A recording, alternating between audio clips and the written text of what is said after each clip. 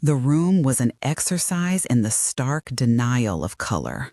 White lilies, so numerous their cloying scent felt like a physical weight in the air, spilled from tall white vases.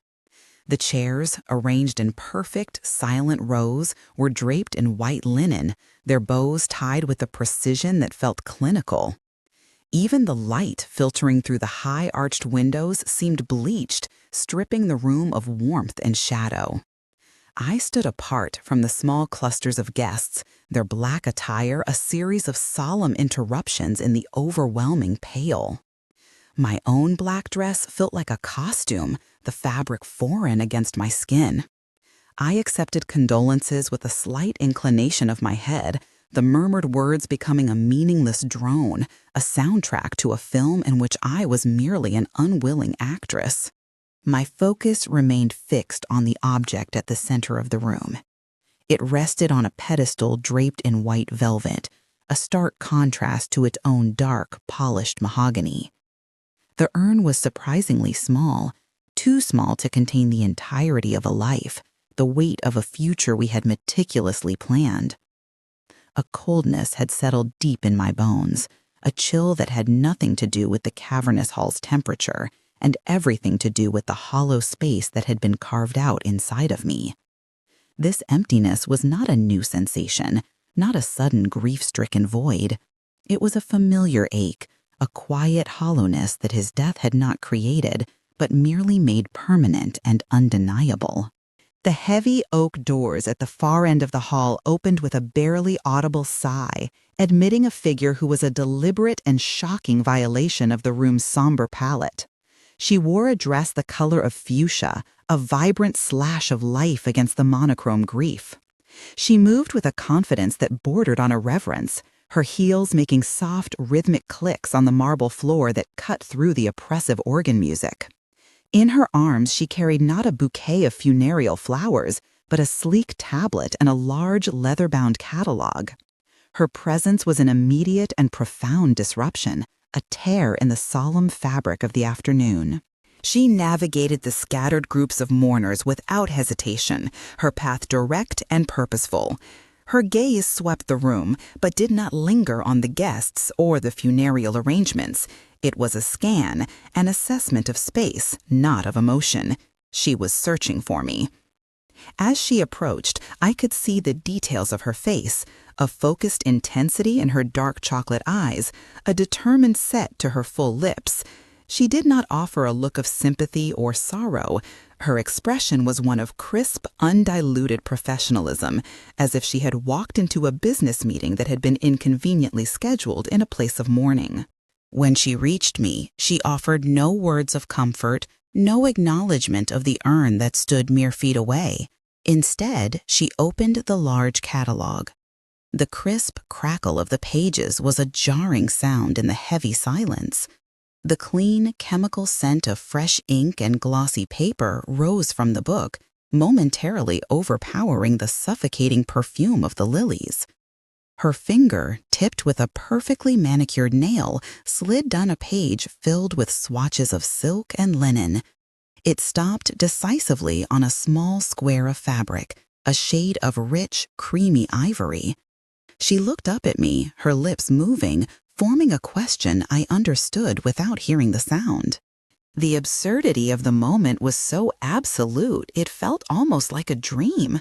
Here, in the presence of the final, tangible remains of my intended husband, I was being consulted on the trivial details of a celebration that would never happen.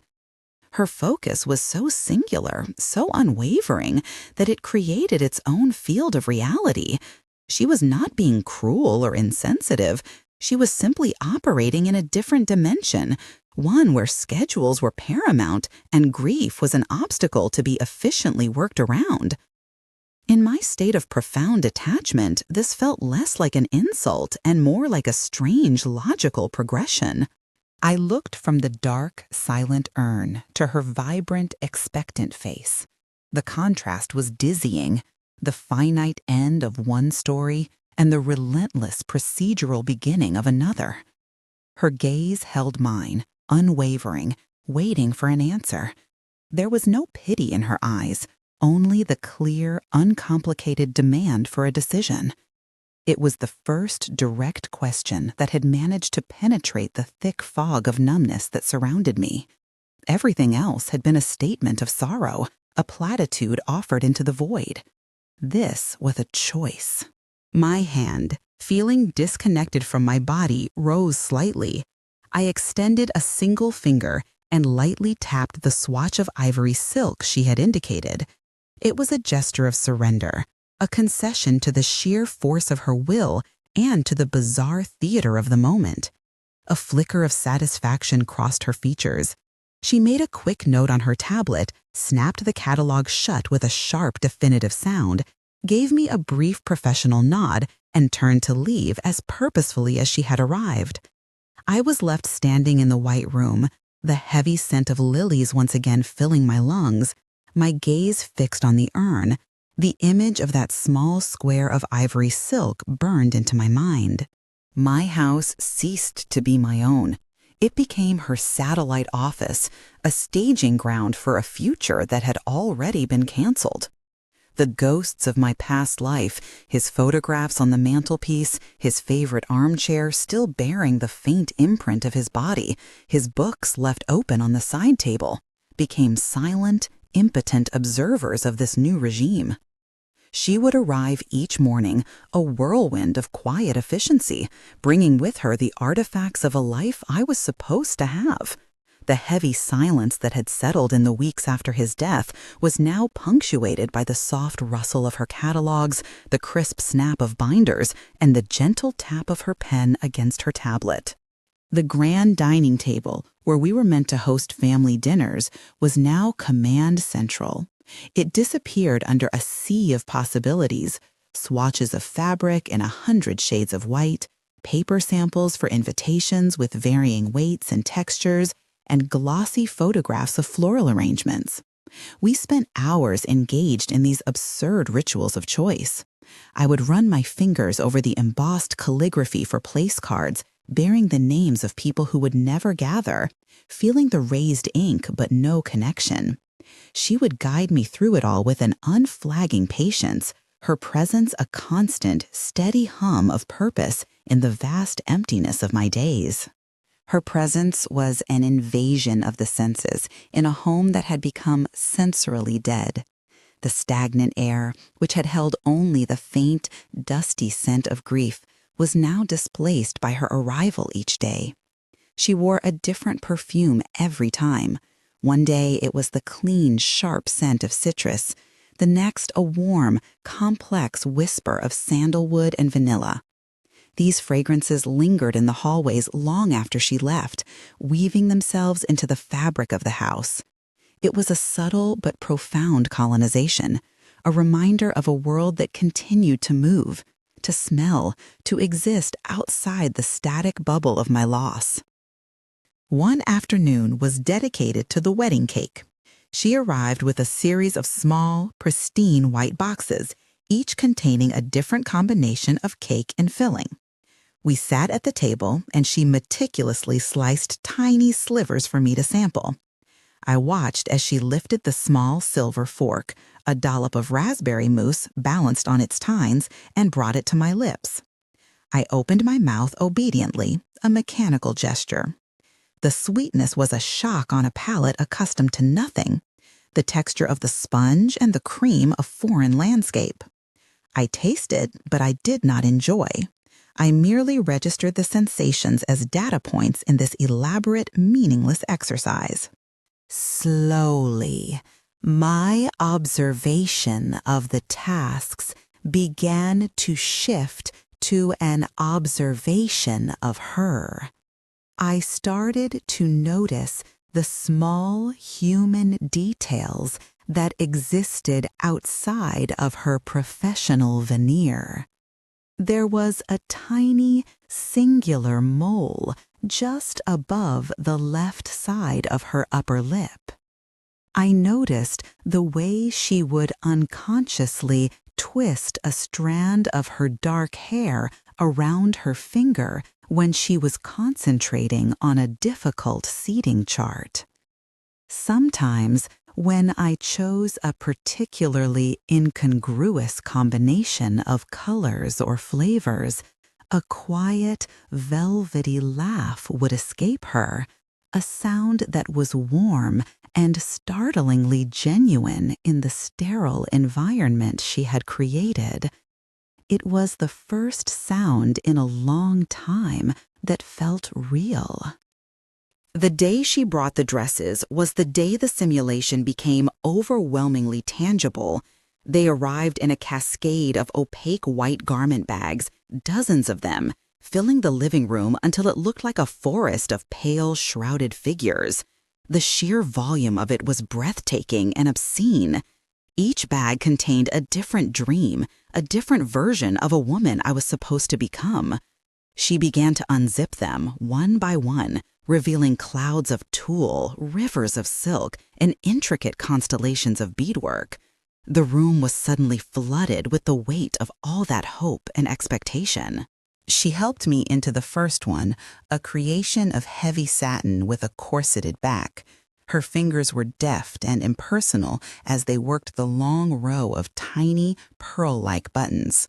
The fabric was cool and heavy against my skin, its structure forcing me into a posture of unfamiliar formality.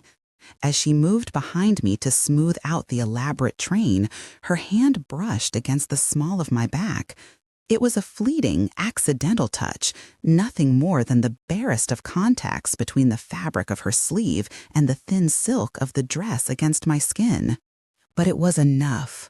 The touch was a spark on a dormant circuit, a jolt of unexpected warmth that shot through the icy numbness that had encased me for months. My breath caught in my throat. It was the first thing I had truly felt since the news came. Not grief, not sadness, not emptiness, but a simple, sharp, physical sensation. It was an electric pinprick of life in a body that had forgotten how to feel.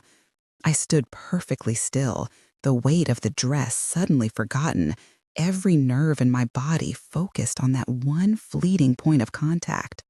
I lifted my gaze to the ornate, gilt-framed mirror that hung over the fireplace. I saw a stranger looking back at me, a pale figure swallowed by a sea of white satin. But I was not looking at myself. My eyes found her reflection standing behind me. Her hands were still hovering near the train of the dress, her expression one of careful, professional assessment. Yet, looking at her image in the glass, I saw something else flicker in the depths of her dark eyes. It was not pity or even simple concentration. It was a deep, quiet curiosity, a focused attention that seemed to see past the dress, past the facade of the bride. She finished her adjustments, her professional mask firmly back in place, and stepped back to evaluate the overall effect. The moment was gone. The warmth from her touch had faded, leaving only a tingling echo in its wake. She moved on to the next dress, unzipping the bag with the same efficient grace. But for me, something had irrevocably shifted. The house was still quiet, the rituals were still meaningless, but the silence was no longer absolute. It was now punctuated by the memory of a single, accidental touch, a silent promise that feeling was, against all odds, still possible.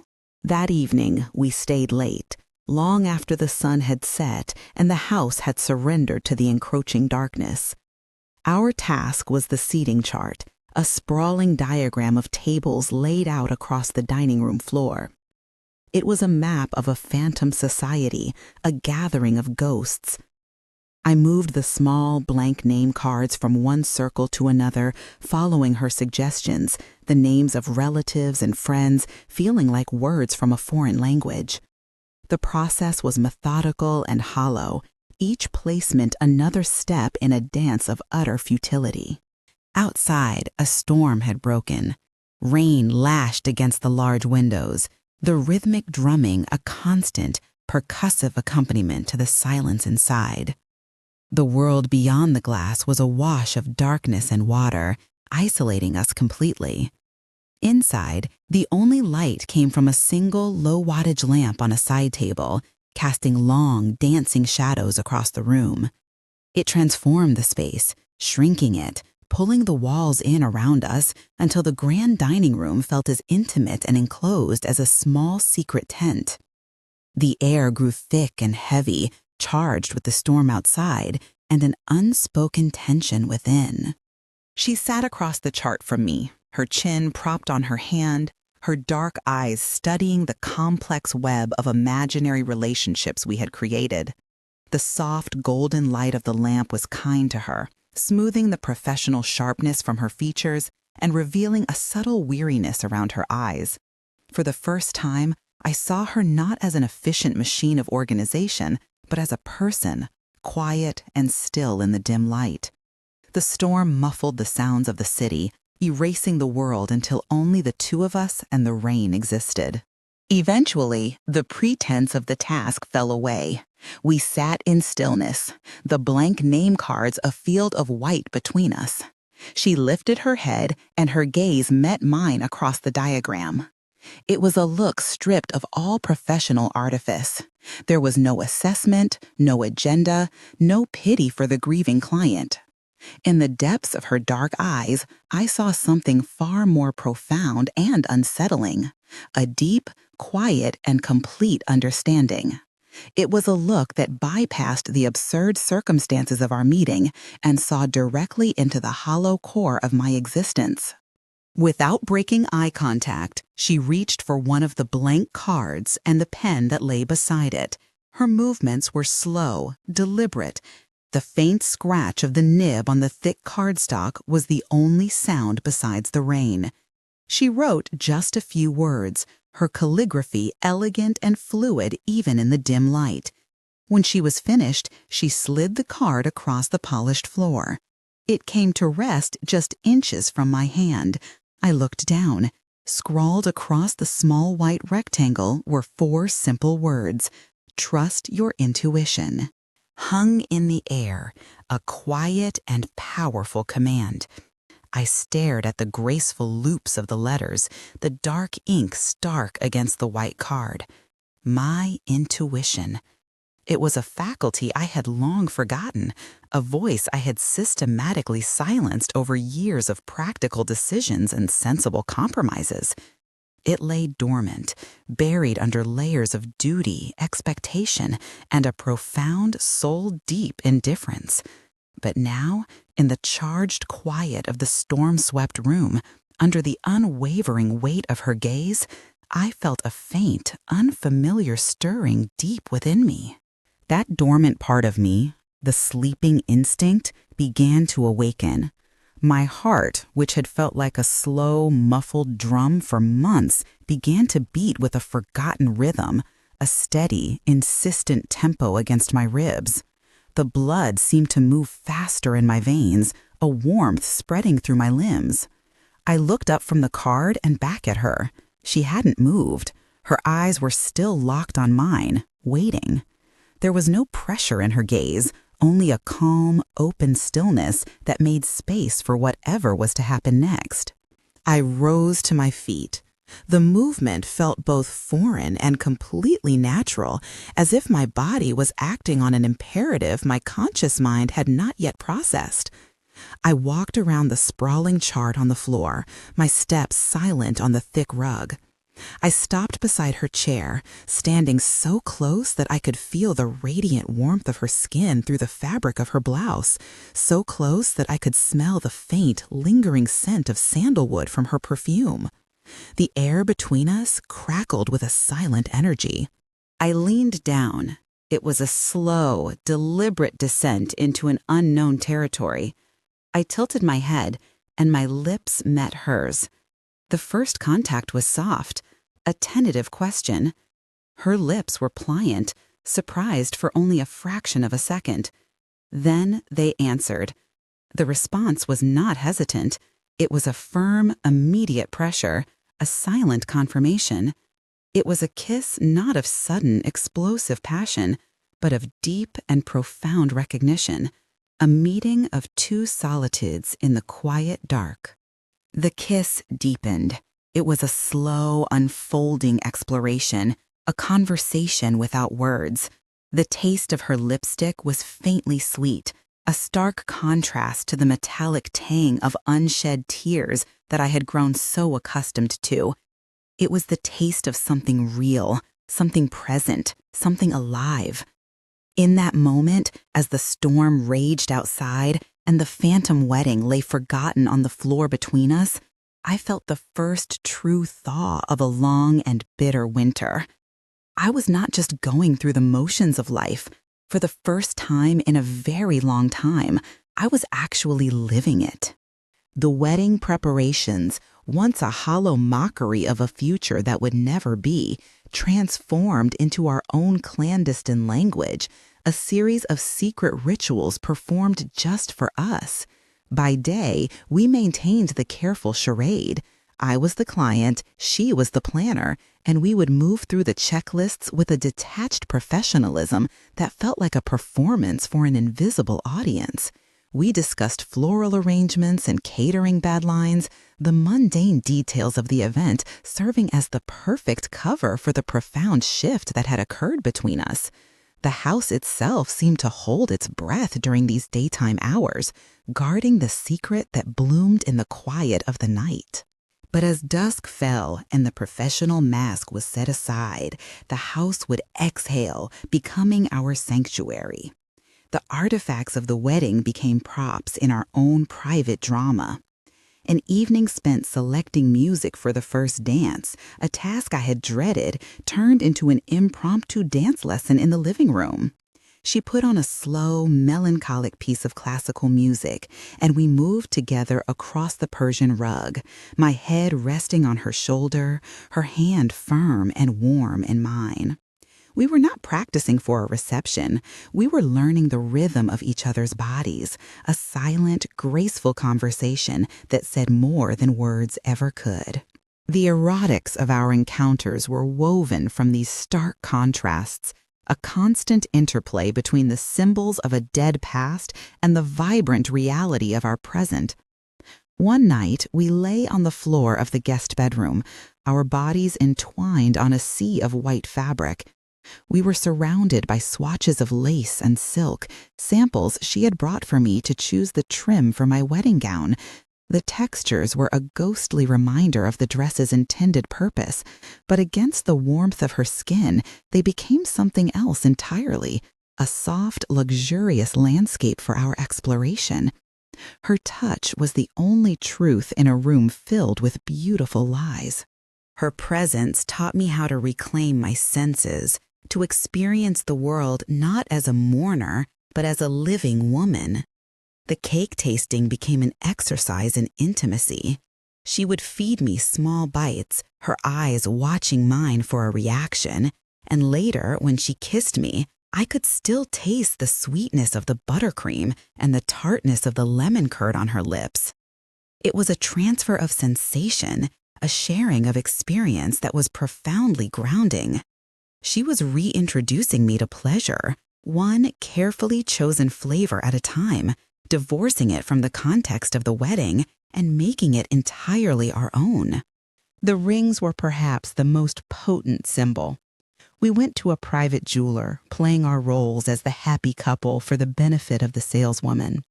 I let her slide the cool, heavy platinum bands onto my finger, the weight of them a strange and unfamiliar presence. Later that night, back in the safety of my house, we sat on the sofa, the velvet ring boxes open on the cushion between us.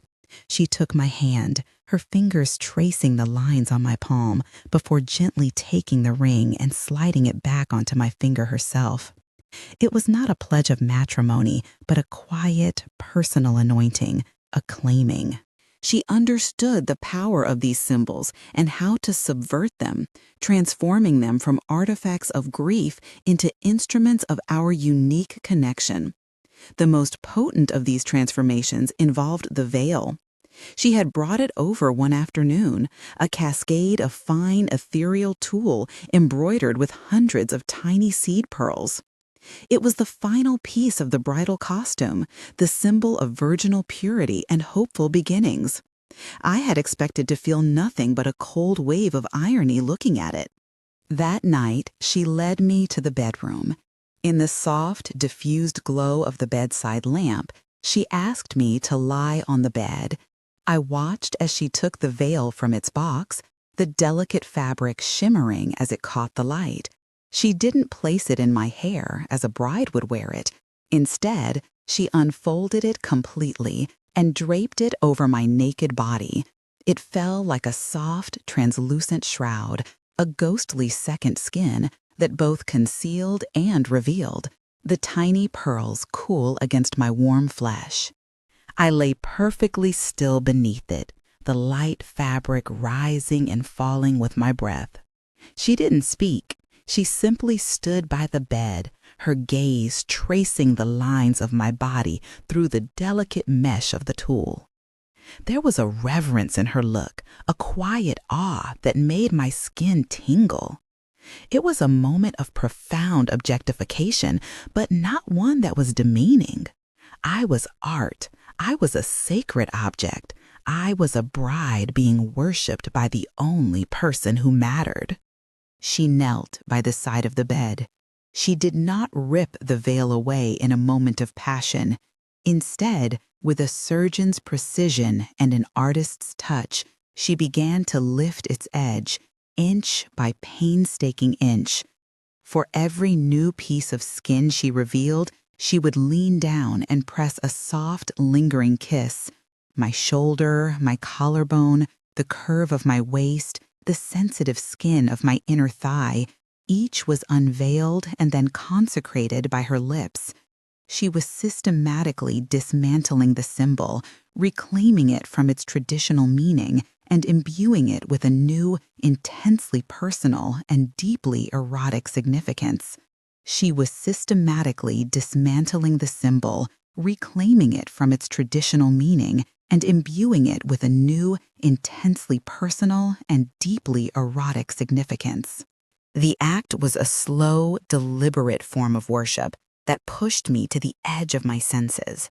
The contrast between the cool, innocent symbolism of the veil and the warm, knowing intimacy of her mouth was an exquisite form of torture.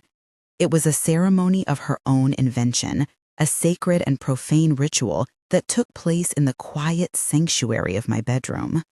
In her hands, the ultimate symbol of a heterosexual union, of a life I was supposed to have, became the tool with which she initiated me into a new world of sensation, a world that belonged only to us.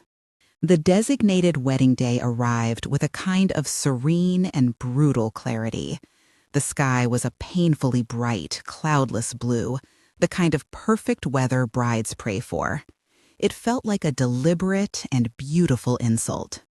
She arrived early, just as the sun was beginning to cast long shadows across the lawn. She carried the dress in its pristine white garment bag, not with the frenetic energy of a wedding planner on the big day, but with the quiet solemnity of someone carrying a sacred relic.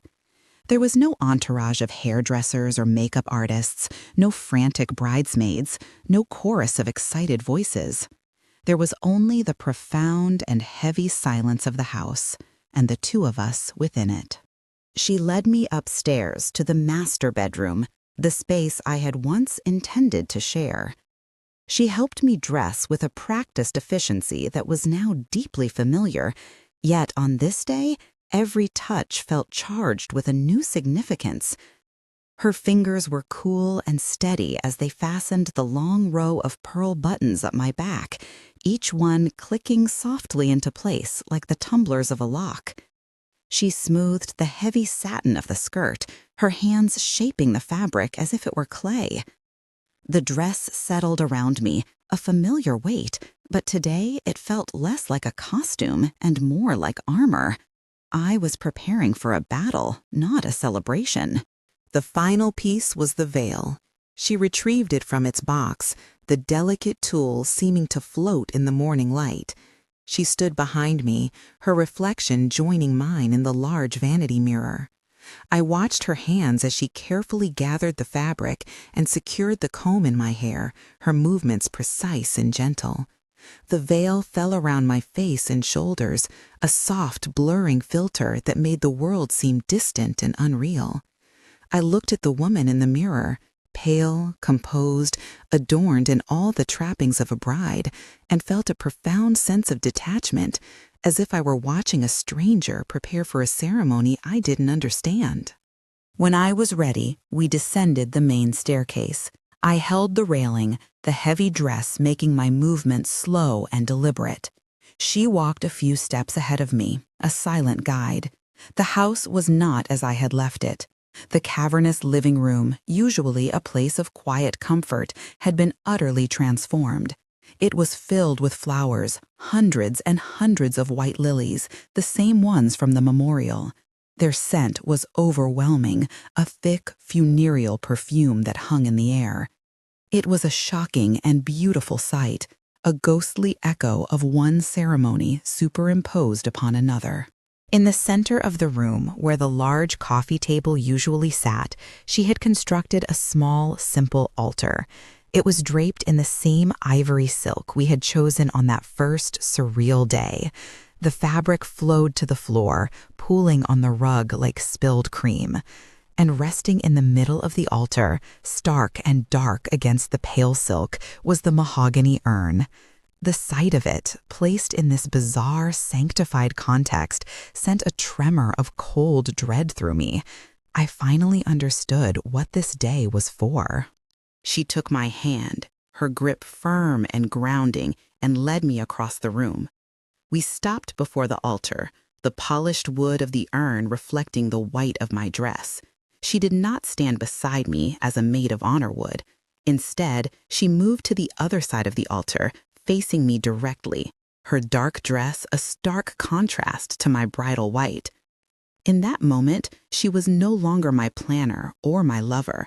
She had assumed the role of high priestess, the sole officiant of this strange and private rite. She began to speak. Her voice was low and clear, filling the silent, flower-choked room. She did not read from any text. The words were her own, a strange and powerful liturgy that wove together the language of beginnings and endings. She spoke of unions, of promises made and broken by fate. She spoke of grief as a passage, of memory as a burden that must be honored before it can be released. It was a eulogy and a wedding vow combined, a ceremony designed to marry me to my grief, and, in doing so, to finally divorce me from it. She took my left hand. Her fingers were warm as she slid the cool, heavy platinum band onto my ring finger. She held my hand for a moment, her thumb pressing gently against the new weight of the ring. Then she took her own hand away, and, with a final, solemn look, she spoke the last words. She did not pronounce us husband and wife. She did not offer congratulations or blessings for a shared future. With a quiet and absolute authority, looking directly into my eyes, she simply declared me free. Following the bizarre ceremony, a new kind of silence settled over the house. It was not the heavy, oppressive silence of grief, but a clean, echoing emptiness, the kind that comes after a storm has passed, washing the air clean. The sense of release was so profound it was almost physical, a tangible lightening in my limbs, as if I had been carrying an invisible weight for years and had only just now set it down. The scent of the lilies remained, but it no longer felt funeral. It was simply the fragrance of flowers in a quiet room. I felt hollowed out, but in a way that felt pure and calm, not painful. She helped me out of the wedding dress with a new kind of detachment. The intimacy that had defined her touch in the preceding weeks was gone, replaced by a swift, impersonal efficiency. Her hands were once again those of a planner, a service provider completing the final task on a long and complex checklist. She unfastened the buttons with practiced ease and carefully lifted the heavy gown over my head, avoiding any unnecessary contact with my skin. The spell was broken. The priestess had vanished, and in her place stood the professional. She worked methodically, dismantling the elaborate stage she had built.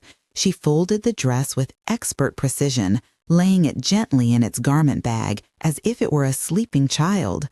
The altar was disassembled, the ivory silk folded into a neat square. She gathered her catalogs, her tablet, and the portfolio of fabric swatches that had been the genesis of our strange journey. The house was slowly being returned to me, scrubbed clean of the wedding that never was. Each item she packed away felt like another tie being severed, another line erased. When everything was packed and her bags were waiting by the door, she turned to face me. The living room looked stark and empty without the altar and the flowers, which she had already arranged for a floral service to collect. She stood in the entryway, poised to leave, her car keys jingling softly in her hand. For a moment, I thought she might offer a word of farewell, a final personal acknowledgement of everything that had passed between us. I braced myself for an awkward embrace or a significant lingering look. But she did none of those things. Instead, she reached into her leather portfolio and withdrew a single, elegant business envelope. It was made of thick, creamy cardstock, the same kind we had once considered for the wedding invitations. She held it out to me, her expression perfectly neutral, her eyes giving away nothing. It was a purely transactional gesture, the final piece of business to be concluded before the contract between us could be considered fulfilled. My hand felt strangely heavy as I took the envelope from her. I opened the flap. Inside, there was no sentimental note, no parting words. There was only a single, beautifully printed sheet of paper. It was an invoice. My eyes scanned the itemized list, each entry printed in a crisp, clean font. Floral consultation and arrangement, bridal gown sourcing and fitting, venue transformation. Every task, every absurd ritual we had performed together was meticulously documented and assigned a precise professional fee. The numbers were substantial, reflecting the high-end, bespoke nature of her services. But it was the final line item at the bottom of the page that made the breath catch in my throat. It was set apart from the others and written not in the printed font, but in her own elegant, familiar calligraphy, the same script that had graced the note about intuition. It read, "Therapeutic performance art, the farewell, includes full emotional orchestration, catharsis direction, and tactile therapy." The amount listed next to this description was astronomical, dwarfing all the other charges combined. It was a sum that represented not just time and materials, but the immense, intangible value of the experience itself. I lifted my gaze from the invoice to her face. She was watching me, a polite, professional smile playing on her lips. There was no trace of our shared intimacy in her eyes, no flicker of memory of our nights together. It was the calm, detached gaze of a vendor who had successfully delivered a complex and challenging project, now awaiting payment for a job well done. The audacity of it, the sheer cold-blooded brilliance of it, was breathtaking. She had not been my lover, not really. She had been the ultimate artist, and I had been both her subject and her patron. She had sold me a meticulously crafted, immersive experience designed to heal me, and now she was presenting the bill. I felt no anger, no sense of betrayal, only a profound and quiet awe at the depth of her craft. Without a word, I walked to the antique secretary desk in the hall, took out my checkbook, and wrote out the full amount. It was the price of my freedom.